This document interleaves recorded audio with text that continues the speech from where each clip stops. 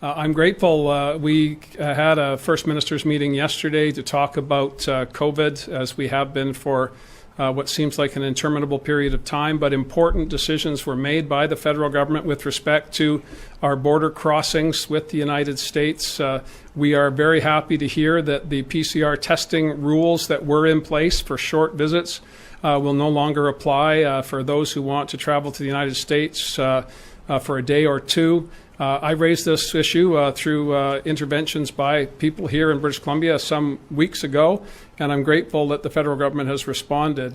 There's still a host of challenges when it comes to COVID-19. I don't want people to think that that we can't manage these multiple challenges, because of course we have to. That's our job. But the level of cooperation that we've seen across the country when it comes to COVID, the responsiveness of the federal government to requests from provinces, and we're diverse, as everyone knows who's traveled across this country. The issues in Saskatchewan are not the issues in New Brunswick, nor northern British Columbia is quite distinct from southern Ontario. But we have all been coming together to address these issues collectively as Canadians.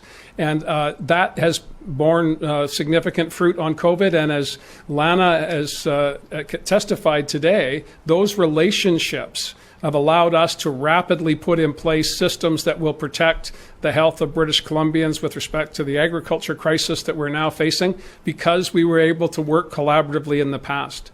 Many will know that I've had differences of opinion with Alberta governments on a number of issues, but on the very, very basic elements of how do we work together.